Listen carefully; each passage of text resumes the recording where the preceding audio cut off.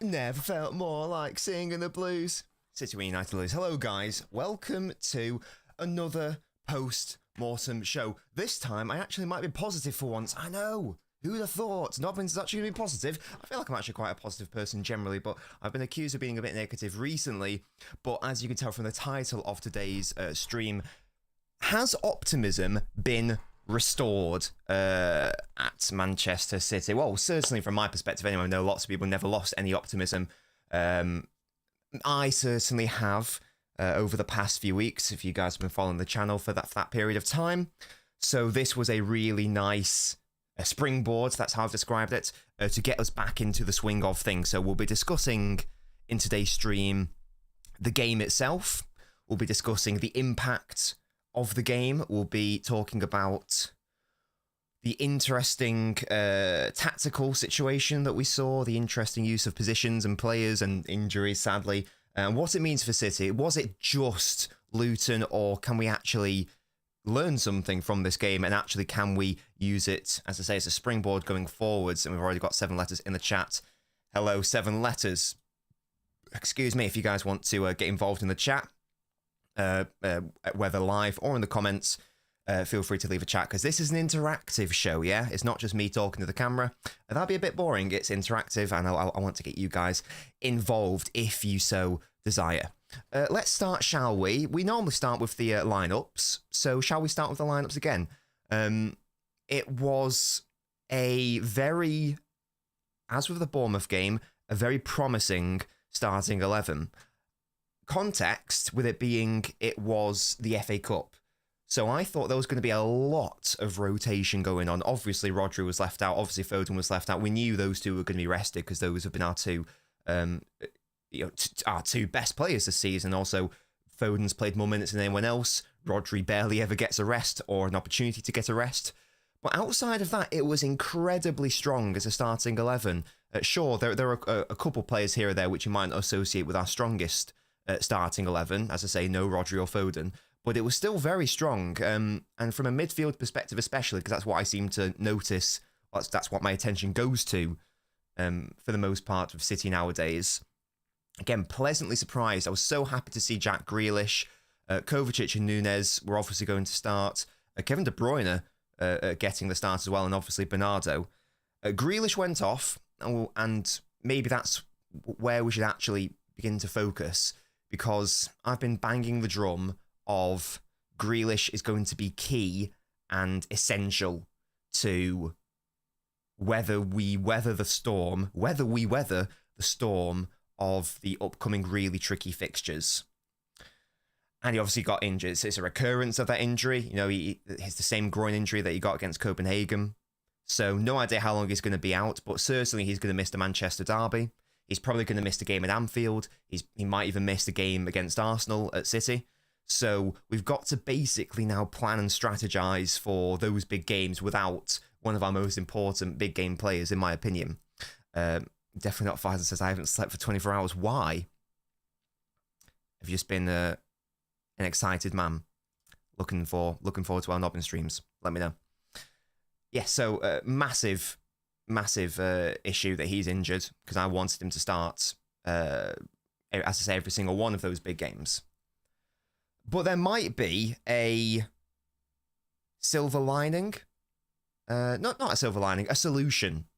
And it's come in the most improbable form of Mateus Nunes, of all players.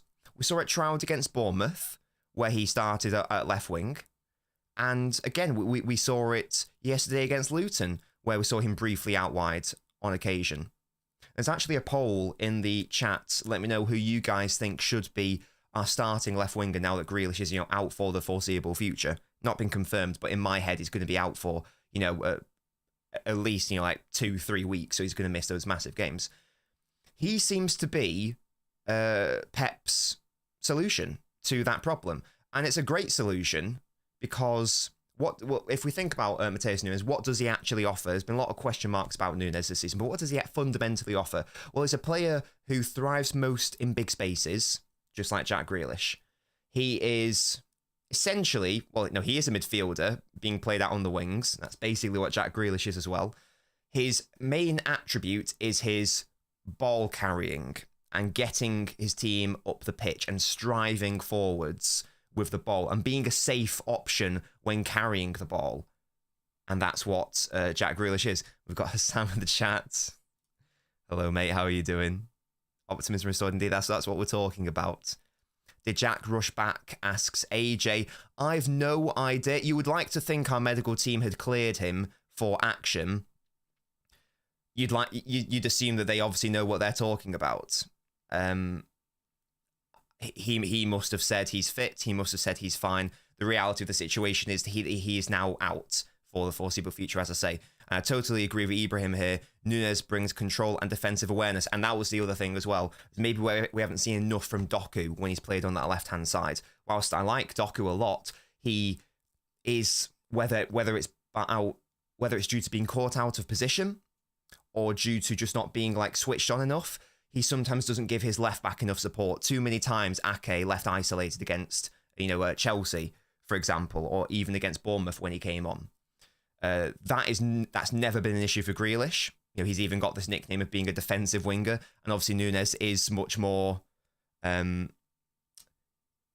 switched on in that respect as well, with him being a more, not a defensive midfielder, but certainly more defensive minded and of that mindset. So it could be a blessing in disguise having experimented with having Nunes against Bournemouth. If Grealish was fully fit, Grealish probably starts that game, and then maybe gets injured down the line, and then we don't get to see this experimentation. So it's great to see him being trialled there now before these potentially massive games. And as I say, Nunes offers that ball carrying. He's got very long. He's what I would call a limsy dribbler, and what I mean by that is he has long legs that allows him to cover ground very quickly. And with long strides, it generally means that you're harder to tackle as well. It's a much more powerful drive and a powerful run. So it's a really good attribute for Nunes to have. And in these games, like against Luton and against Bournemouth, where we have these big spaces that open up, he thrives. Again, who else does that for Man City? Jack Grealish thrives in big spaces.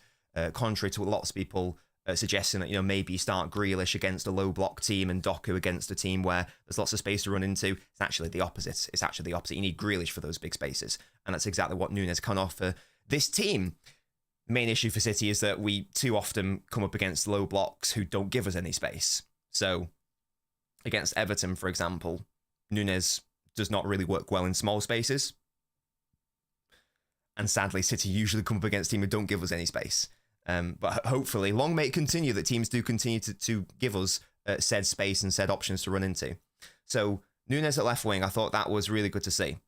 The tactics from the last couple of games have also been very interesting in terms of they've been quite De Zerbian in the sense of De Zerbi's Brighton will often bait you into pressing them, and then they will play out from the back and bypass your press that they've baited. They've created that space for themselves.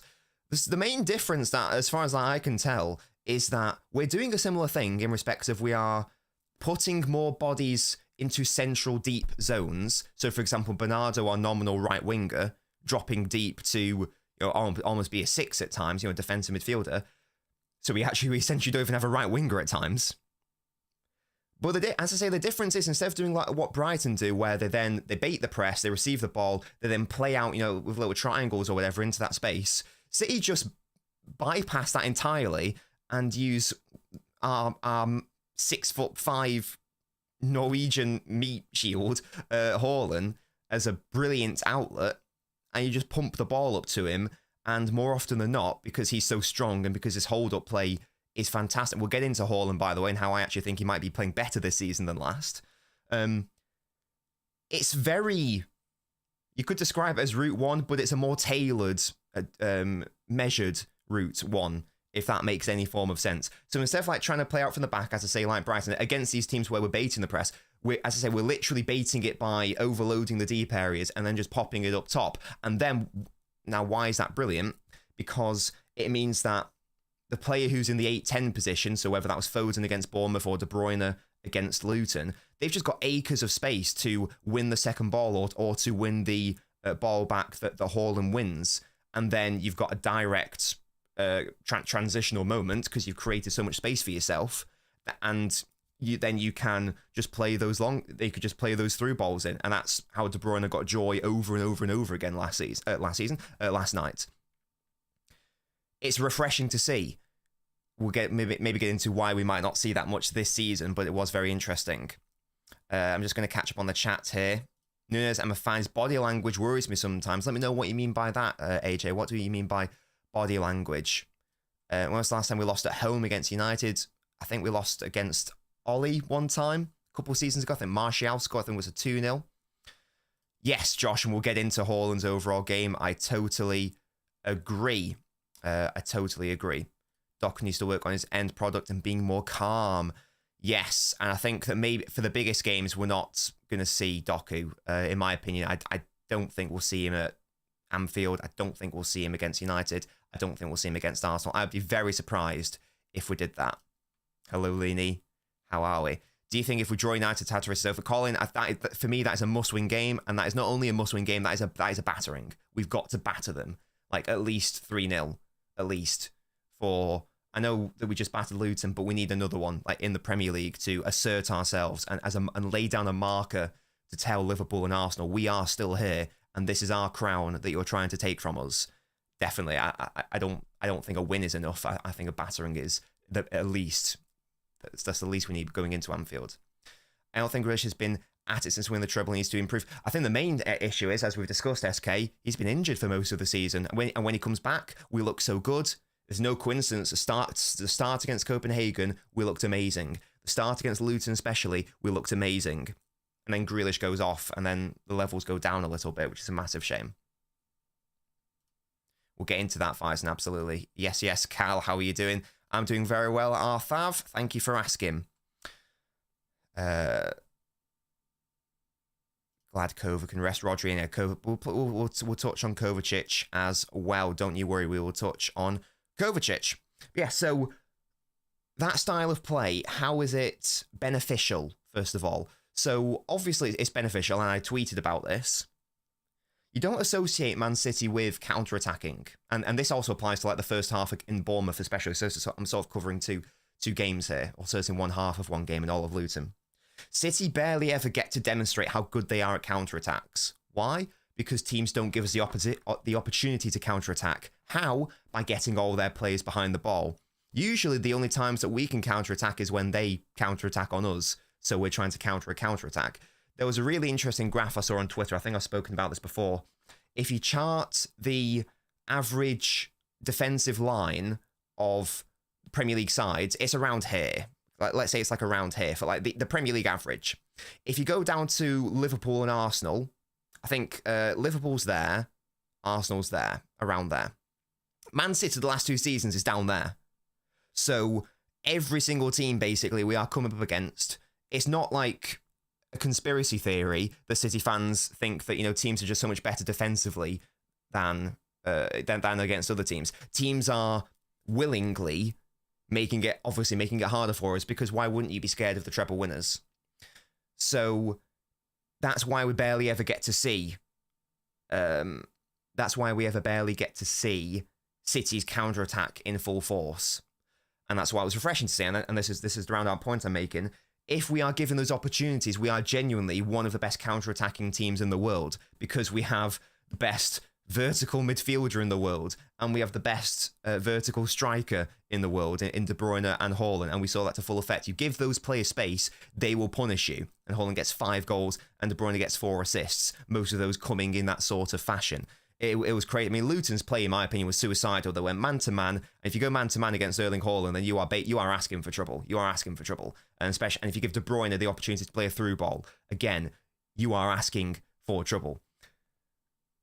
We probably won't be able to play that way against the majority of teams. Like, I don't expect this to be something we see at Anfield. Don't expect this to be how we try to play against Man United. It's a very high-risk strategy, first of all.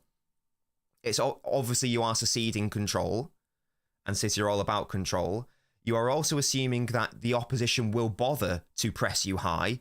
Bournemouth and Luton wanted to press us high. You can call it naive if you want, or brave, but that's what they did. You know, will Arsenal be bold and press us high at the Etihad? I doubt it.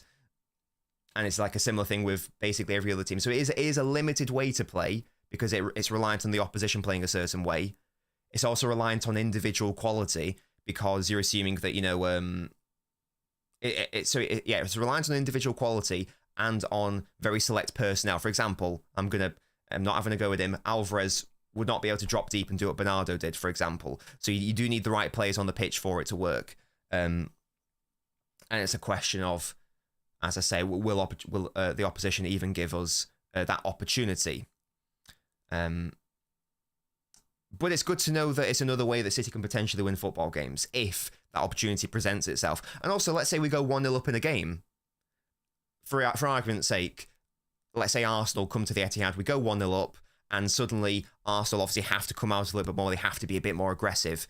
That in those moments, we can potentially utilise it better still. So it's, as I say, it's not the first time we've seen it, to be fair. Like we saw it against Arsenal last season when they tried to high press us.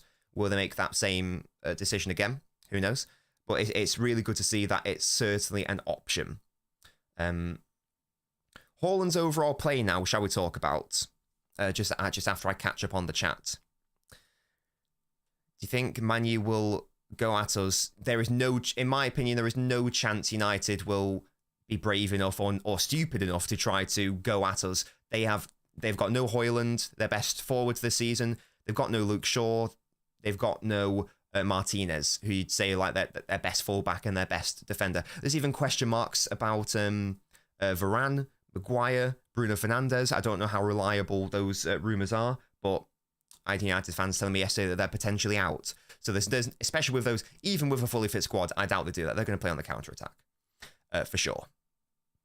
Say Foden starts at left wing and tries to drop towards the middle. Do you prefer Ake or Gvardiol? Probably Gvardiol, so he can actually be an out-and-out left winger, but I don't like that formation in general. There will be a stream later today on my Twitch. We will be we'll be playing Football Manager and watching the remainder of the FA Cup games. Hello, Liam. How are you doing?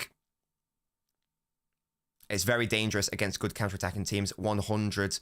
Is that the real Phil Foden? Would love Bob at left wing. I'm done with Doku. I can't lie. I'm certainly done with Doku this season in the biggest games, that's for sure. It's clear that he's not ready. He's now playing how I thought he was going to play when we first signed him. When he first joined us, I expected him to need at least a season to adapt. I thought he was going to play not badly, but, you know, subpar. He hit the ground running and was fantastic. I was like, oh, wow, he doesn't need any time to adapt. Injury happened. Defenses adapted. Turns out he did need that season to adapt. So a bit of a false dawn with that false start. But there's no shame in that. He's a very young winger, still very raw in some elements. He's going to need time.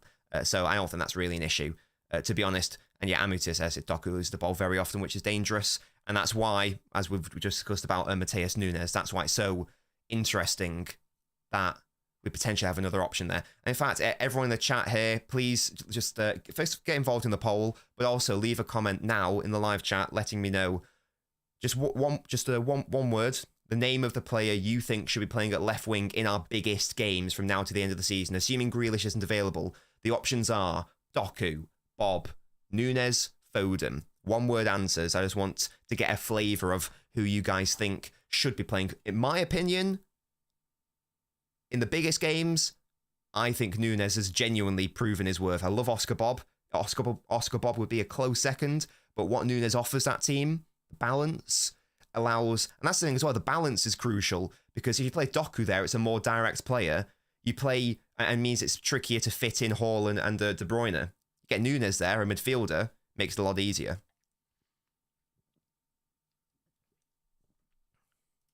Yeah, a rogue shout here. But yeah, it looks like the majority of people want Nunes to start in those biggest games. We've got a lone shout for Bob here. But yeah, I am in agreement with the majority of the chat that it should be Nunes. And Lena says Nunes is a bit more stable. I totally agree. Just on stability and improvements overall, Erling Haaland has had a weird season. I actually don't know what the data would be now, because after yesterday, I think he got like 2 XG and 5 goals. So he actually might now be overperforming on his XG in all competitions. In fact, I might just very quickly see if I can figure that out just as I'm talking. I might just see if I can figure that out, because before the game against Luton, he was underperforming quite badly by like a factor of 2. By a factor of 2 was Erling Haaland for the first time in his a senior career, basically since he joined Salzburg. What is his XG? Expected goals. Here we go. Okay, he is still underperforming. That's his expected goals. Well, he's overperforming on his goals because he scored 27 goals and he's got an XG of 25.3 in all competitions. His non-penalty XG is 20.6. I just don't know how many non-penalty goals he scored. If someone in the chat could let me know how many non-penalty goals he scored, because I don't know the answer to that. But he scored 27 goals. Definitely 7 of them haven't been penalties. So he's definitely still underperforming in all competitions. That's for sure, despite yesterday's heroics. So he is underperforming in terms of finishing, and that is an issue, because that has, to an extent, cost City in some games. If you think of like Chelsea at home, for example, should have done a lot better. Nearly cost us against Bournemouth. Nearly cost us against Brentford. Cost us against Spurs. I know we scored 3 goals, but he still missed at least 1 sitter in that game. So the finishing hasn't been good, objectively, underperforming from a non-penalty perspective. However, I would argue that Haaland is actually having a better season than last year. And that sounds mental, because he scored, a ridiculous amount of goals last season. But from an overall play perspective, Haaland's hold-up play, his link-up play, his intelligence, in my opinion, has not only gone up by 1 level, it's gone up by several. Particularly his passing, which was on full display yesterday. He was like creating some brilliant chances yesterday. Like there was one where De Bruyne should have buried, and he denied Haaland a brilliant assist where he received the ball on the right hand side, like the right half space, right wing area, and he played. It was a perfectly weighted ball through the legs of the defender onto De Bruyne's run, and De Bruyne powered it and Krul is a really good save. In fairness, his hold up play as well and the link up. That is also integral for, the tactical strategy we talked about earlier by baiting the press. That only works if you've got an outlet who is not only good at hold-up play, but also linking up the play and passing. And his first touch has definitely gone up a level this season as well. I'm so convinced of that. He just seems to be more assertive on the ball. He seems to be more confident, despite the poorer finishing. And that's so good to see, because that was definitely an area he was never bad in, but it was, in fact, I think he was underrated in that respect, but it was certainly an area he could have improved on. And if he can go there's definitely another level he can go to in that respect. And if he can add a further layer to that, then we are talking about an unbelievably complete striker. He's not quite complete yet, in my opinion. Someone like Aguero was a complete striker. But he can definitely get to that level 100%. And that's so good to see. As I say, despite him having a poor season from a finishing perspective, from an overall perspective, I actually think he might be playing better. I'd be interested to hear what you guys think. Am I just being naive there? Does the bad finishing outweigh the overall-ness that he's added to his game? I personally think that it's destroying the argument that Haaland is only output. And this is where there's a massive difference when it comes to Alvarez and Haaland at striker. People have it in their heads that if a striker is less than 6 foot, then he's like more complete than a player like Haaland, because they associate them as being like techie. Don't know what the technical term is there. And they just assume he's good at link-up play and is almost like a false 9 sort of type. I'm sorry, but Alvarez's link-up and hold-up play is nowhere near the level of Haaland's. Haaland is a much better passer, and as I say, much better in respect of link-up, and has a much better first touch, quite frankly. This isn't just an Alvarez dig. Again, I love Alvarez, but the comparison gets made a lot online, especially. People saying that Alvarez is this more complete striker, is, as I say, is better at finishing, has a better first touch. That couldn't be further from the truth. It's not the case at all, in my humble opinion. And as I say, if Haaland can add that to his game more so than he already has, then it's a fantastic time. As I say, he will be complete, and it's just really promising to see. Is there anything else that I want to talk about the game, especially? Let me know, guys, in the chat before we move on to sort of like the longer term impact of what this game might mean. Let me know if you've got any other thoughts or comments on the game itself. Anything else you'd want me to discuss? In particular, players, John Stones, maybe, for example. Let me just catch up on the chat just while I'm doing that. Nunes should start off Alvarez and a 3 behind Haaland.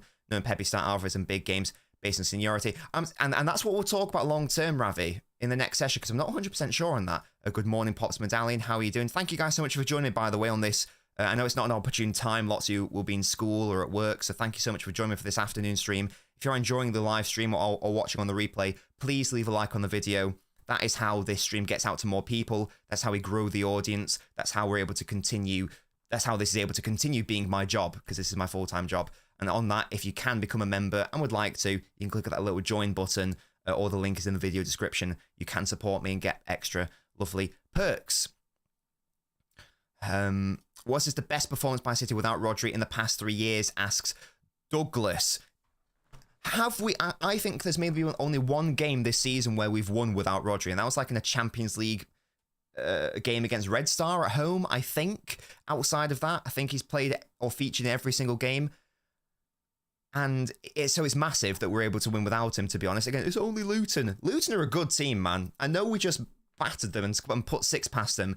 I will remind these people who say Luton are bad that these nearly held Arsenal to a draw, but for a last-minute equaliser. They did hold Liverpool to a draw. Chelsea just about got a win there. We just about got a win there. United just about got a win there. These are not... Luton are no jokers, man. It is impressive, in my opinion, that we played that well. His most goals against big... Is that Haaland? I did not know that. That is interesting.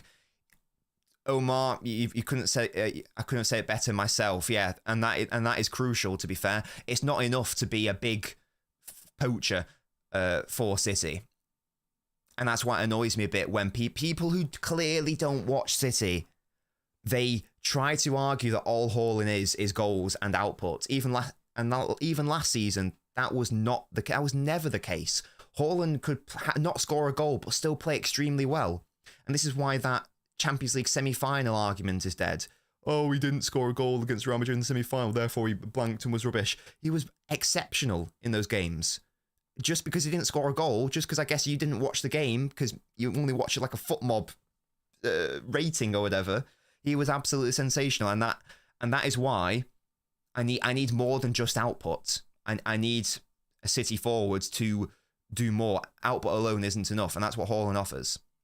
We need KDB and Haaland 100% versus Liverpool. To Fraser, totally agree. We need all our best players.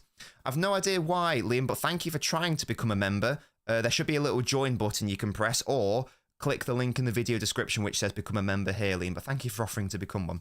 Hello, Mikey. Lovely beard. It's fair to say Haaland's grown drastically as an overall player. He needs to work on his head. Yeah, his heading finishing needs to improve. I totally am in line with you there. And he's never been the best finisher, which is weird, but there we go. Here's the thing. Hey, Liam, thank you so much, my man. I haven't quite got it linked up to the printer, but thank you so much, Liam. That genuinely means the world. I'll get into your comment in a second.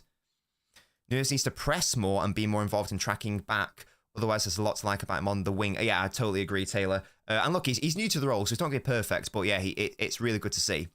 Why are we giving goals to every team, asks Ram Ready. To be fair, yesterday, the first goal is a wonder goal. There's nothing we can do about that. The second goal is just an isolated Ortega error. It's like Ederson's against Copenhagen. 2 really weird goals to concede. I don't think that's typical in fairness. So I'll lay off the boys for that. Foden rests with the derby in mind. Where does he play? He's got to play in midfield, Josh, or he's got to play in a rotating right wing / midfield role with De Bruyne, as we saw against Newcastle. Those are the only two options I will accept. Out and out midfield or fluid midfield option rotating with Kevin on the right. Those are the only two correct answers in my opinion there. Great performance without Rodri, 100%. And yeah, Liam, welcome to the Ultras Club, Liam.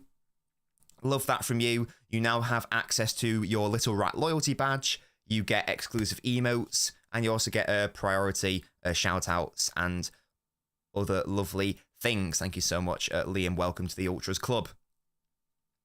I'm hoping Nunes will become another Rodri. I don't know if that's Nunes's end destination. I don't see him as a player who's going to be a defensive midfielder. I see him much more as a ball carrier, so more of in the mold of a Gundogan with more legs. It's a little rat badge, yes. It is a little rat badge. And you've now got a gold thing there. The way he received the ball from Ortega and fired it back to De Bruyne while still holding it was fantastic. Yeah, and that was great to see. And it's good to know again if we have these, if we have the right set of circumstances, we can play more direct. And Bongeka makes a good point here. Let's talk about Kovacic. Shall we? Before we get onto the long term and why I'm now potentially a little bit more optimistic about the season. Again, guys, if you're enjoying, please leave a like. Kovacic, the last few games has been fantastic. That was his first good game yesterday without Rodri. He's obviously had very good performances with Rodri, but without Rodri, that was his first truly great performance. The finish was obviously fantastic. And that's basically, before I talk about what Kovacic is good at, in respect of like goal scoring and creation, that is the only thing Kovacic doesn't have.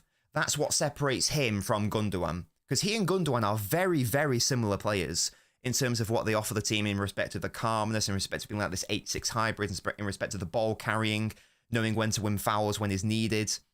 Really good IQ in respect of decision making. But Gundogan had the goals, and Gundogan had the assists, and Gundogan had the box crashing, and Gundogan had that goal threat, that output threat. Kovacic has never been that player. And I don't think he ever will be that player, in fairness, but if he can add just a few goals to his game and a little bit of output to his game, and if he continues to score goals from deep like that, then there is a genuine shout for him starting in our biggest games this season, to be honest. Depending on personnel, depending on injuries, there's a genuine shout that he could be involved 100%. 100%. He is very calm on the ball. We saw that against Bournemouth. It was insane that I mentioned it in the Post-Mortem against Bournemouth. Insane that we took him off against Bournemouth because he was winning fouls. He was providing calmness, composure in the midfield. We bring on Gundogan. It's the exact opposite of that when he came on. And it's such a nice tool to have at City. As I say, he's no Gundogan, obviously. It's a very high bar to reach. But especially considering the price tag, it is a very good deal that City have made him. I was very surprised Chelsea let him go. And Kovacic is proving his worth as a squad player, 100%. Should he start if everyone's fully fit? Probably not.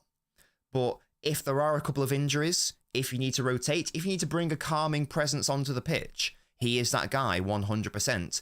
If he can continue to play like that without Rodri, then that is genuinely priceless, because we are shafted longer term if Rodri, this season anyway, if Rodri is out, whether due to injury or suspension. So if he can add that pure 6 string to his bow, or like at least a double pivot 6 string to his bow in the biggest games, then as I say, that is priceless, because it means that you can, if Rodri is suspended or injured in the bigger games, you don't have to worry about it too much. You can play Kovacic there as to try to replicate Rodri as best as you can. Obviously, you're never going to be able to replicate him permanently. We do need to address that in the window. I've got my opinions on who that player should be. But in the short term, it's a really promising sign. And Abraham says, do you see Kova as a DM instead of going to the market? In my opinion, we still need an option there.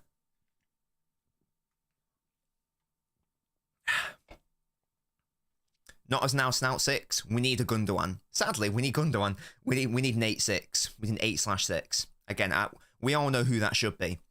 I will be doing a video in the summer about who my 3 main transfer targets are, because I've got 3. One of which no one will ever be able to guess, but he would still be class for us, I'm convinced of that. For United game, I'd start Nunes, Foden, Kevin and Silva behind Haaland. Docker's not impressed. Yeah, Docker's not play there. Nice use of the fraud badge there, Liam. Can't believe people doubted Kovacic. I was happy with the Kovacic as a squad option. I wasn't happy if the idea was him to be a Gundogan replacement. That was my only issue with the Kovacic one. Kovacic finally clicked. And he's been good for most of the season, to be fair, just not without Rodri. Gundogan was indeed perfect. Agree, Kovacic is playing well, but when he switches off, it goes badly. Yeah, he's got to stay switched on. Centurion's better than the overrated Arsenal Invincible, says Mohammed. Preaching to the converted here. Man City Centurions are the greatest team in Premier League history, in my opinion. Better than our treble-winning team. Definitely. I Centurions, and there's beautiful football as well. What a chance of De Bruyne being rested against United? I think very slim, Anthony. I think more likely he gets rested against Copenhagen, because we play United on Sunday, we play Copenhagen Tuesday, Wednesday, and then we play at Anfield. More likely he's rested for Copenhagen. In my opinion, who needs to start or not, best Rodri replacement in a double pivot after Kovacic. Surely it's still curtains if you're running Kova and someone without Rodri against big... Oh yeah, like, it's still not ideal, obviously, but in the short term, it might be a solution. Kova Stones at the end position is solid with Bernardo on the pitch. I'd like Bernardo more so in that position. Our record against United recently must be quite good, surely. João Neves, I think 7 letters are saying, but no, that's not who I've got in mind. 8-0 against United. Edson hat-trick, Haaland hat-trick, Nunes brace. Brilliant stuff. Who do you think of the second best what, Liam? Second best what? So that was the game. Shall we now maybe talk about the... Oh, sorry, second best Premier League team? Good question. I'll have to think about that. I actually don't know. It might be United 08. They were very, very good. Yeah, so that was the game. Defence was solid for the most part. John Stones is our best defender. There is no defender in the world who can do what he does. It's ridiculous. Insane. And that's a massive thing as well, guys. That is the first time that John Stones has started 3 consecutive games this season without getting injured. Massive. Genuinely huge. Crucial. One of our most vital players last season. The past few performances have been really promising. It certainly in spells against Bournemouth and like obviously yesterday. Stones being in, and also we're getting clean sheets as well. Stones being introduced is a massive thing. I know he didn't play yesterday, but sorry, no, yes, he did play yesterday. What am I talking about? I literally started that by saying he's 3 consecutive games. What a massive brain fart then. Yeah, massive. Crucial that he stays fit. Kyle Walker, again, demonstrating why he should not be starting the biggest games. I know he played a really nice ball for that, for one of the goals, but I don't know what he's doing defensively sometimes. You guys, Ake was forced into one of the best blocks I've ever seen because Kyle Walker gave the ball away for 0 reason. Just sort of like solidifying my view that he should not be starting in the biggest of games. It's fine to start him in Luton against the FA Cup. I don't want to see him against Arsenal, Liverpool, United. To be fair, still a good squad player, but shouldn't be starting in my opinion. I don't think it's a... Oh, I remember... I don't know if you guys were here for the Bournemouth... let's not talk about Cal. I don't know if you guys were here for the Bournemouth post-mortem, but I ended that by having a brain fart and not remembering what I was going to talk about. I revisited it and I remembered what I was going to talk about. So I'm going to touch on it for like the next 2 minutes here, and then we'll touch on the long term. What I was going to say was we needed to play well against like Bournemouth and, you know, and subsequently now, because of the, just to be reassured that the banging of the drum from myself and also from, like, I think a lot of City fans, that Alvarez and Walker are big issues in terms of like the positions and roles they've been playing this season. And that was the point I wanted to make. Just that I felt so vindicated that we've looked our fluid best in midfield when we've played actual midfielders in midfield. That's all I wanted to say yesterday for the Bournemouth one. Let's talk about long term now, shall we? because the title of the stream is, has optimism been restored? As you know, the last couple of games have not been happy with the performances. We've been getting the results, but I've not been happy with the performances. Our record's been very good. We haven't lost since Villa. But I'm not convinced that we are at the stage of the season yet where all that matters is the 3 points. There's still a lot of football to be played, just over a third of the season. I'm still of the view performances matter a lot, and we needed to click, and we hadn't seen that click. We saw it already last season. By now, we were battering teams and blowing them away. We had that one slip up against Forest, drawing 1-1, but we battered them, and the performance was crucial. We could clearly see the team clicking into gear.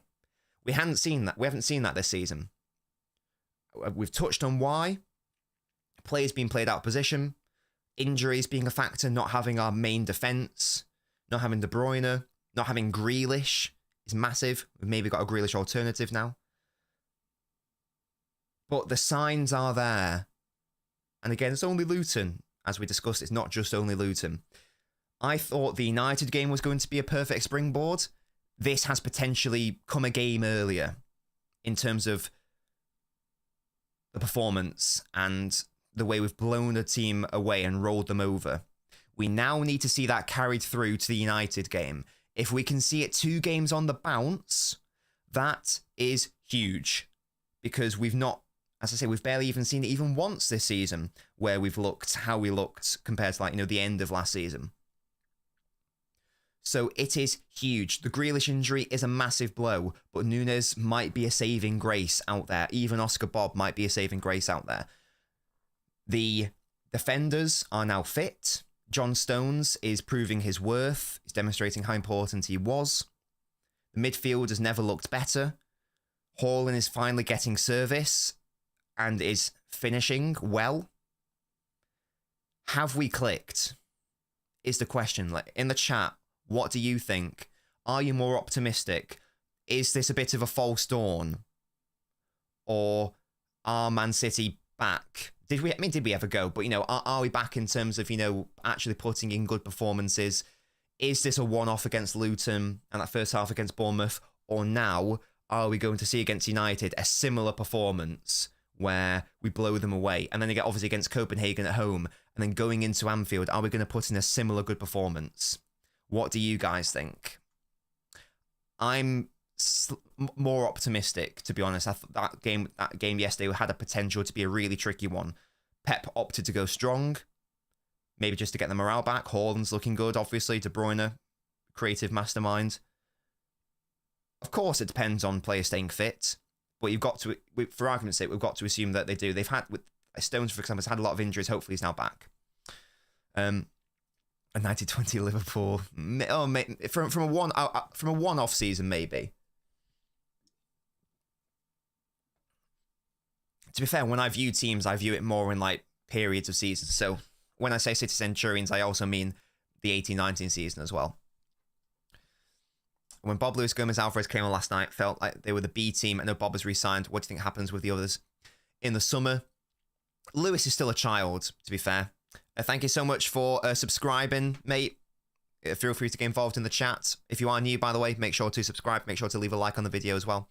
Gomez is the only one where I look at and go, what's his future? The other players, I can see. Alvarez, I know where he fits in. Bob, I know where he fits in. Lewis, I know where he fits in. I don't quite know what Sergio Gomez is as a Man City footballer, if indeed he is a Man City footballer. I don't know if there's a future here for him. Wasn't sure Pep was going to change after going backwards after Copenhagen. Yes, and that's the thing, AJ. I think that Pep is making. I think he's made the right decisions the past few games in respective lineups. I thought he made wrong mistakes in terms of subs against Bournemouth, but yesterday, in my opinion, there weren't any mistakes. I thought it was. I know we conceded 2 goals, but as we discussed, one was a world-class stunner. One was our backup keeper making a distribution error. I thought we were borderline perfect yesterday in terms of performance. It was really good to see. Surely one injury to one of the more key players. 100%, Liam. Yeah, look, I've got all of these hypotheticals live in a world where Rodri doesn't get injured or suspended and Stones doesn't get injured or suspended. If our best players aren't available, then obviously we're not going to be able to see the levels of last season. But I'm living in a world and a hypothetical where they don't get injured, because that's all I can really base it off, to be fair. If we get injuries, then sure, we're shafted.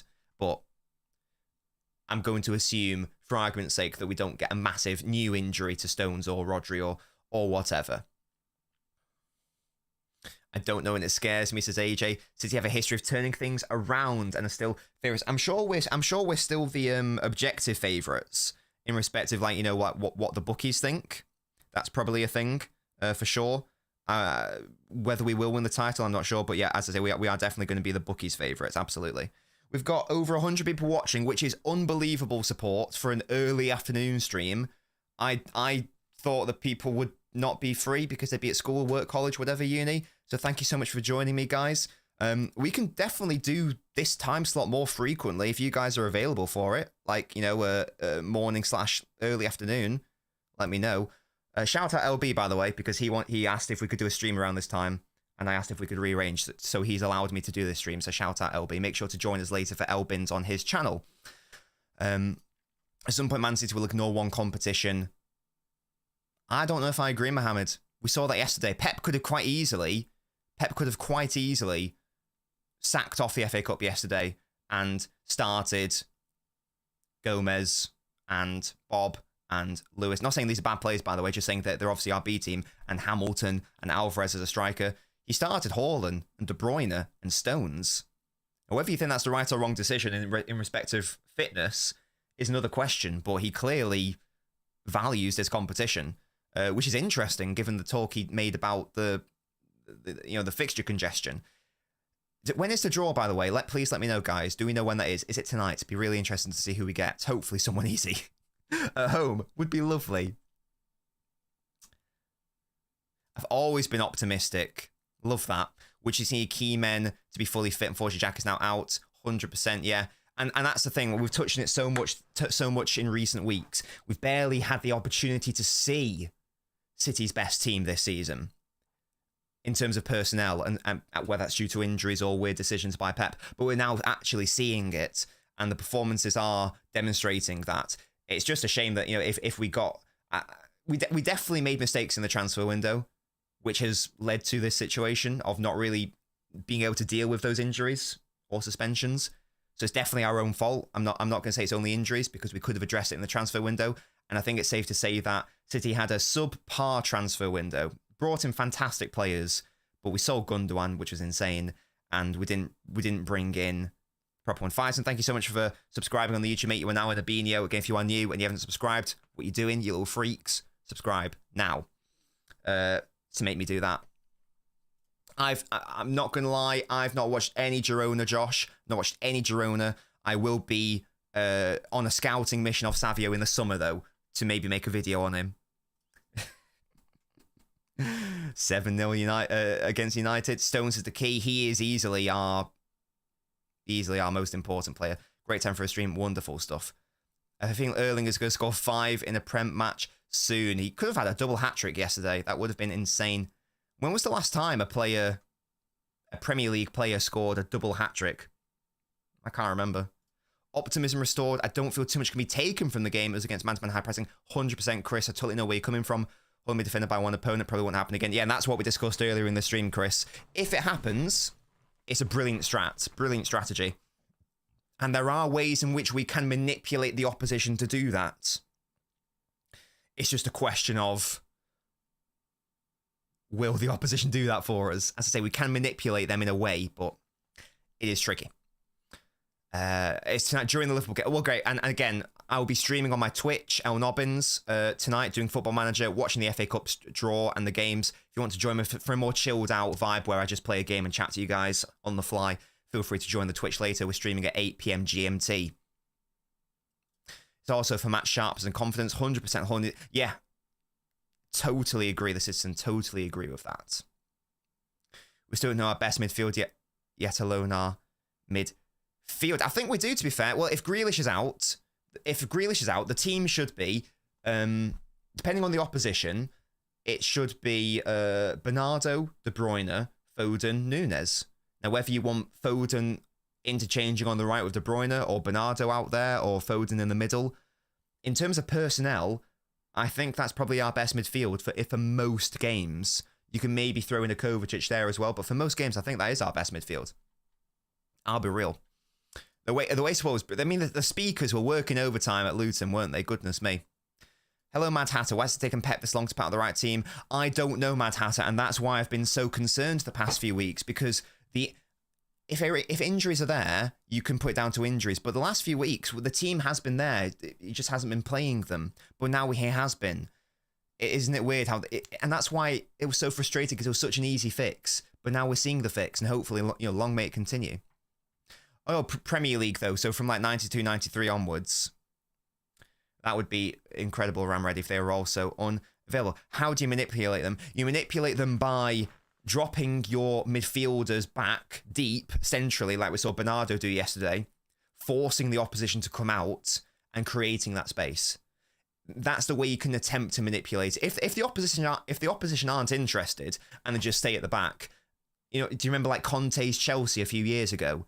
Like that really funny clip of I can't remember who the City player was, but he was just walking with it because like Willian just wasn't pressing him. If they do that, then there's nothing you can do. But most teams will at least come out a little bit. Should we be rattled about Man United's form? We should be beating them really comfortably. I'll be real, really comfortably. Who's most under pressure between City, Liverpool, or Arsenal?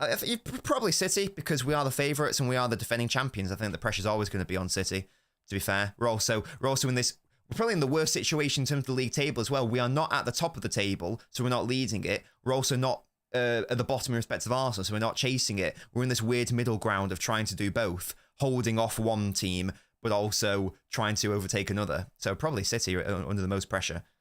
So yeah, optimism restored. What does it mean for the rest of the season? It could mean that we are back in terms of if this is now the consistent team and the consistent starting 11 outside of Grealish's injury, we shouldn't fear anyone. Genuinely. We shouldn't fear anyone. Even going away to Anfield, I would... It's such a shame Grealish isn't available. If we had everyone fully fit, I'd 100% back us at Anfield to win. I would back us against Arsenal to win as well.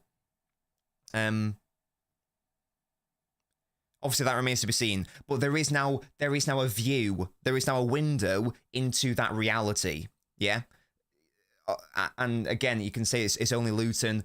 I think it's more than that. It's also the Bournemouth first half, which was then ruined by the weird subs. It's the fact that we finally battered someone. It's the fact we have United next, and we're going to batter them, yeah? Time will tell, I suppose. Maybe I'm jumping the gun on that. But it's fun. It's fun to get excited, and it's fun to get lost in the drama of football, because that's what it's all about at the end of the day. It's all about emotions, and it's all about storylines, and it's all about enjoying yourself. That's a great line, our window into that. You can have that one for free, guys. You can have that one for free. Maybe, in fairness, the game against United will be a better barometer. If we can put in a similar performance against Luton, as we did against Luton, and if we can, win 2-3 plus, then I will be very optimistic and very confident that we are basically back outside of any new injuries. There won't really be any reason for me to think otherwise, to be fair. If United win somehow, or get a point off, or, get a point, then it's a totally different story, and that will bring me crushing back down to reality. But there is every reason to be quietly optimistic, that's for sure. There are signs.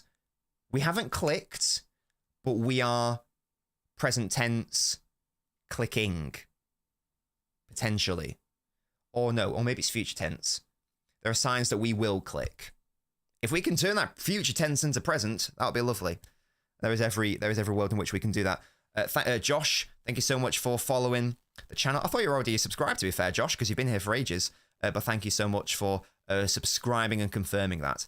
I want to break the 6-1 record to remind them this is our era. It's such an interesting... Maybe we'll briefly preview that game now, just to wrap up this stream for like the next 5 to 10 minutes, sort of, and then we'll end it. Just so it's been around an hour, just so the people on the replay can also enjoy this and not it not be too long. If you guys got any questions, by the way, that I haven't addressed, please feel free to pop them in the chat. As I say, this is an interactive show. I don't just read super chats. I don't just interact with super chats and members. I want to interact to everyone on my channel who bothers to give me their time, because time is the most precious commodity. Did you guys know that time is like the only asset that you can't create? It's the only one you can't create. So thank you so much for giving me your time. Genuinely means everything. TJ, thank you for following. The United game could go one of two ways, realistically. The data, the likelihood, the probability tells us that we should batter them. Not beat, batter. I'm talking 4-0, 3-0, 5-1, whatever. That's what the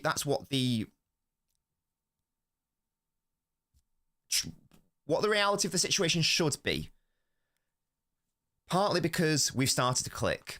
Partly because we are at home. Partly because United are away.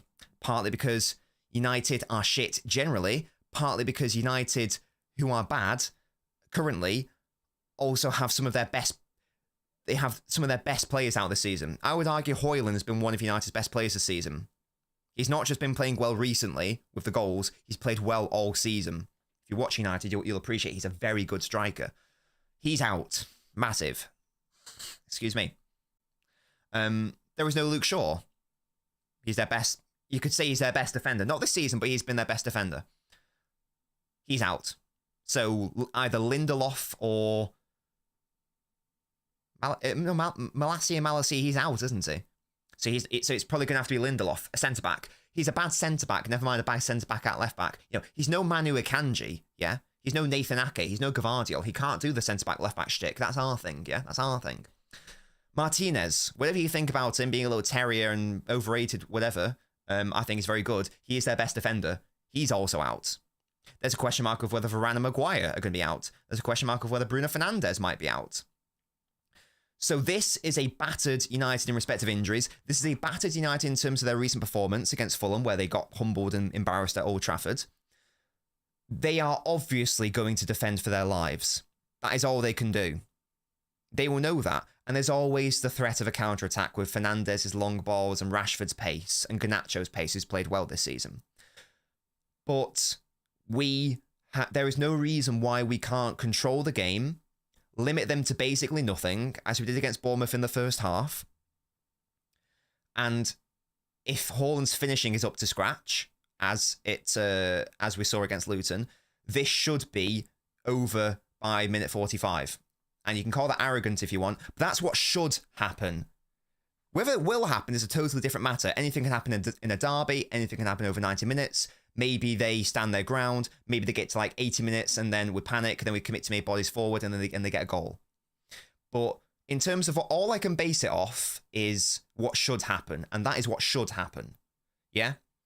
I expect us to see basically the same team that we saw against Bournemouth.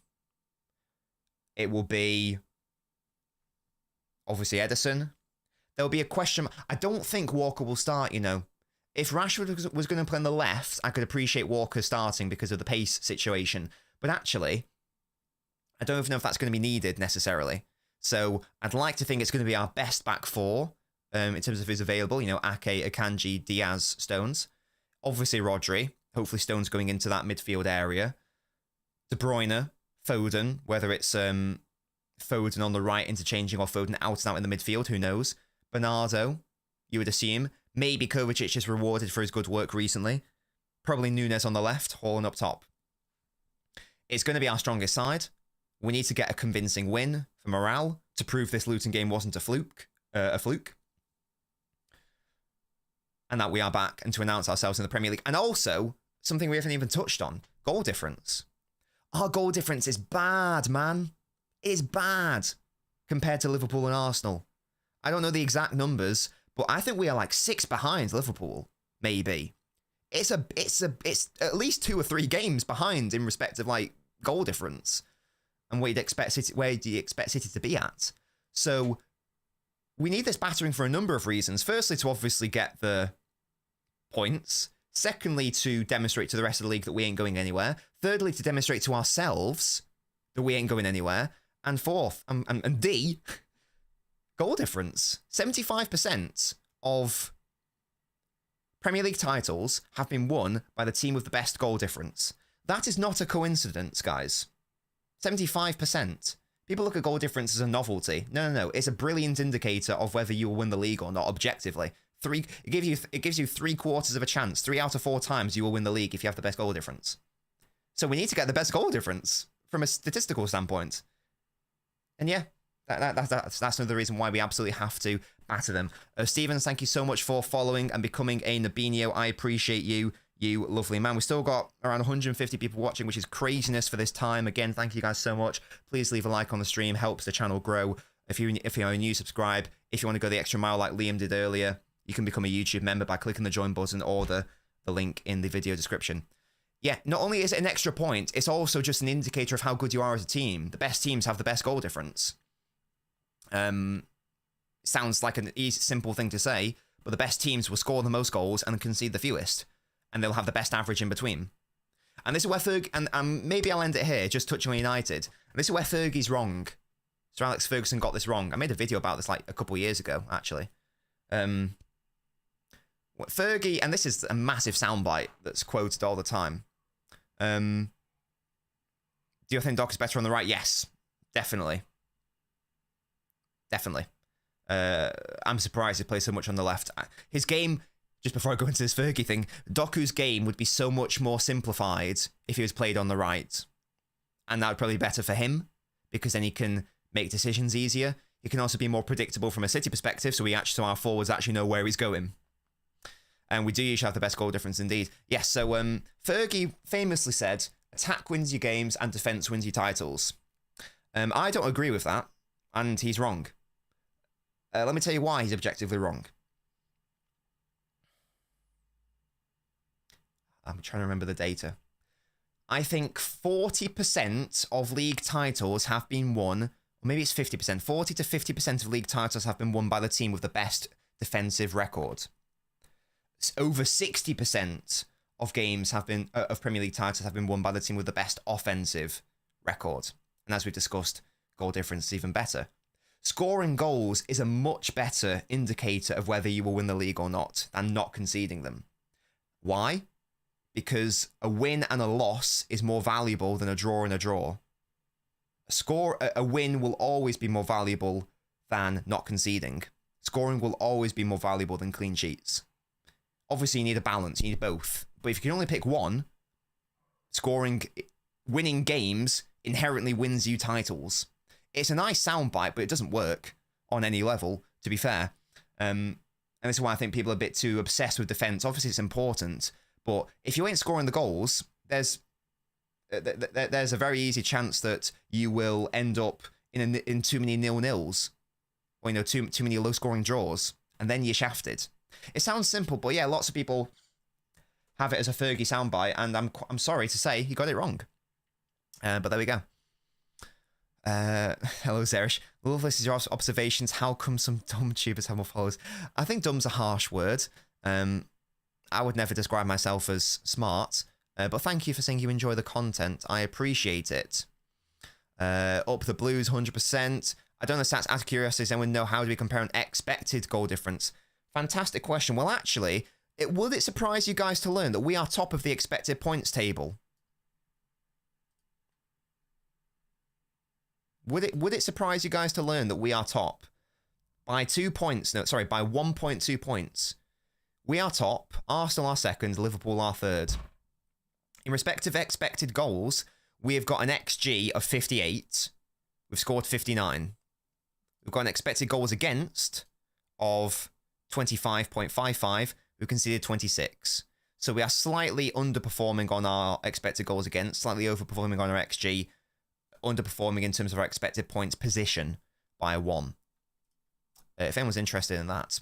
Expected points are basically meaningless, really, but they are a good indicator. In the same way that expected goals is a good indicator of whether you're creating good chances or whatever. Expected points is, again, doesn't mean you always win. I'm pretty sure in 1920 we topped the expected points table as well. Yeah, there you go. We have. Obviously, we didn't win the title that year, so obviously points are more valuable than expected points, but over a long period of time, it's a very good indicator. Hey, it's my boy. Nico, how you doing, mate? Is it Nico or Nico? Yes, with the diamond emoji, yes. We need back to playing good football like last season, and hey, we hopefully will. We normally lose when Rodri's not playing. It's super obvious. 100% freakaholic. The reason I prefer you. Oh, thank you. You're realistic and not over the positive. I love that you say facts. Yeah. I don't want to be.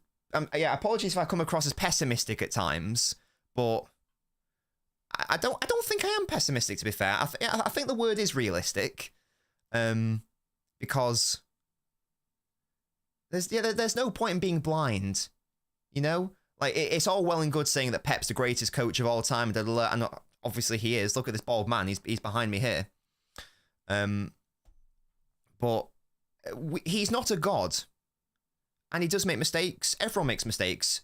You know, doctors make mistakes in hospitals, and expert drivers make mistakes when driving, and pilots make mistakes when flying, and you know, expert analysts make mistakes when analyzing. Everyone is fallible, and everyone is human at the end of the day. And if someone, you know, makes an error, even if they are the expert in that field, it's not enough to say they know best. Because sure, they do know best, but that doesn't mean they're always right. I've touched it before. That's called the appeal to authority fallacy. I think it's perfect. As long as you're constructive with your thoughts, and I don't think I'm overly negative. As I say, I think I'm realistic. But there we go. I'm babbling. We've been live for just over an hour. She pronounced it Nico. The reason I ask is because Beta Squad, Nico, is called Nico. And he gets annoyed when people call him Nico, so I just wanted to make sure I'm pronouncing it correct. I know no one asked, but Beta Squad's my favorite. Beta Squad's my favorite YouTube channel. Is Julian Alvarez good enough for Man City? Yes. I've made a video on Alvarez, whether he's good enough, what his best position is. You should go give it a watch. It's doing well. It's got like 4,000 views. Thank you guys for that. Yeah, I'd recommend to go give it a watch. There's some really interesting data in that video in respect of like how does Alvarez perform relative to when he's playing in midfield or as a second striker. It basically shuts down any narrative that he should be anywhere near our midfield, because not only is he impacting the team, he's impacting his own performances by playing in midfield. The draws are annoying, Herbal, because had we not had that stupid period, and that's so annoying as well, because even in that bad period, I'm sorry, but we were better than every single team we played in that period, outside of Aston Villa and Chelsea away. We battered Chelsea. We battered Crystal Palace. We were so much better than Spurs. We were so much better than Liverpool. It's such a shame that we dropped points in that period. That should have been an extra 6 points. Really, I'll give the defeat against Aston Villa because they embarrassed us, quite frankly. Even Chelsea away, we weren't good enough, but the other ones, so frustrating. I want to watch your Derby stream, but I'll have to be. So I won't be doing a Derby stream because I'll be at the Etihad, because I do have a season ticket, so I will be at the Etihad, I'm afraid. So there won't be a live stream. However, there might be there will be a Post-Mortem on the Sunday, and I think there might be if I'm available for it, LB wants to do something on his channel as well with a few City people. Been pessimistic. I love to be prepared for the worst. Yeah, true, yeah. That's a very good point. We're saying the City YouTuber call me stupid. Who's called you stupid? I said I put my family's fortune and mine's over football. Of course, I miss a game to work overtime. Who's calling you stupid? Let me know in her DMs if you don't want to tell me, Nico. That's quite rude of them. As a lawyer, are you still around 95% sure we're not going to get relegated? Yeah. Would highly recommend go to Stefan Borson's Twitter. Go to the podcast he was recently on with this insane human being called Nick Harris, who's a journalist who thinks he knows what he's talking about in respect to football finance. It's quite funny. He gets a lot wrong, and it's really funny how Stefan just corrects him. His Twitter handle is SLBSN. I don't follow many people on Twitter. He's one of the people I follow. If you don't know who I'm talking about, go to my following him. He's like one of the only. I'd like to put myself into this category as well. One of the few people who actually understands what's going on in respect of City's financial charges situation. He did a podcast. Recommend go giving it a listen. It's hilarious and touches on that. I don't want Wirtz. He's just another Foden, in my opinion. Be consistent uploading content is now one of the biggest clubs, and there are not many intelligent. I am consistent, to be fair. I do watch-alongs. We're sort of doing like one analysis video a week. We've started doing these. If you guys are free at these times, I didn't even know this time was a thing, to be fair, for most people. I can start doing what's it? Panel shows with other people. LB, for example, has graciously said he would like to come on. If I DM you, Nico, what if I DM you? Can you then DM me? Is that how it works? I'm assuming that's how it works. If I DM you. Yeah, I've got oh, that question, guys, please. I need your feedback now. Last thing, and then I'll leave you. Then you can go. You can't go yet. Please stay. I need you to answer one question for me. You guys probably won't know this because I don't advertise it very well. I have a podcast, okay? I have a podcast which I host with my Manchester United friend. It's a Manchester City and Man United specific podcast. So we spend like 15 to 20 minutes talking about the City games, 15 to 20 minutes talking about the United games, and then we get viewer questions at the end to talk about other clubs or their topics. It's on Spotify and Apple. Now, stay with me. Would you like to see that as a live video show every week? In addition to it being uploaded on Spotify and Apple, would that be a show that you would be interested in watching live? So like a live City United podcast. As I say, we currently do it. In theory, the clips get uploaded to YouTube, but I'm not very good at uploading the clips. So it is on Spotify and YouTube. Sorry, Spotify and Apple. If you haven't listened to it yet, it's called The Knobcast. You may have seen like it being advertised in the background of my analysis video. It's called The Knobcast. If you want a flavour of it, go give it a listen on Spotify and Apple. There are some clips on the Knobcast YouTube channel, but I'm very bad at uploading there, I'm afraid. But if you guys like the idea of me bringing it here, as I say, it's around 40 minutes of me and Gasky, my United friends. Well, there you go. Hey, there you go. We love to see that. An episode's going out today, actually. Gasky is finished with Marcus Rashford. He's done. And I'll be talking about... it's basically just this, but we bounce off each other. There's a bit of banter because like we are like best mates as well. Gasky's not a content creator. He's just my friend. But yeah, he likes it. So if you would like that, you guys seem to be interested. As I say, before you commit, go give it a listen. Make sure you actually would like it.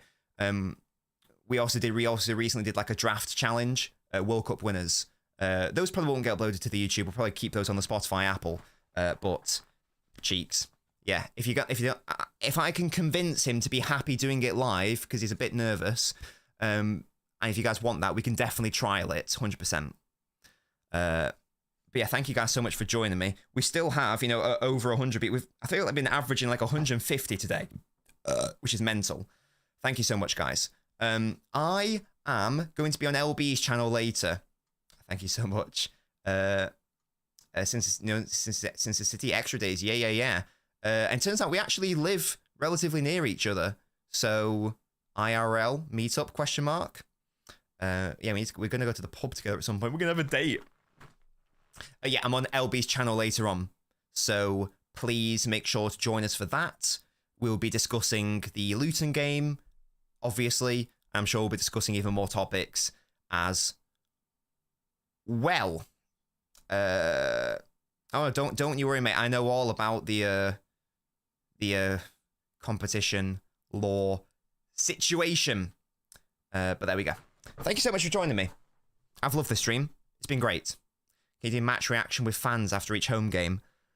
I mean, we currently do. If you want like match reaction, we on my watch-alongs at half time, we do fan phone-ins for my my YouTube members of a certain tier and my Patreon supporters. So we do sort of already have that fan engagement when it comes to the matches.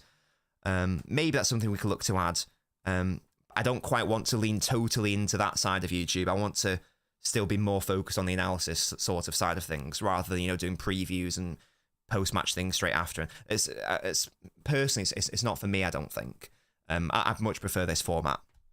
Guys, thank you so much for joining me. This has been brilliant. There will be another one of these after the United game.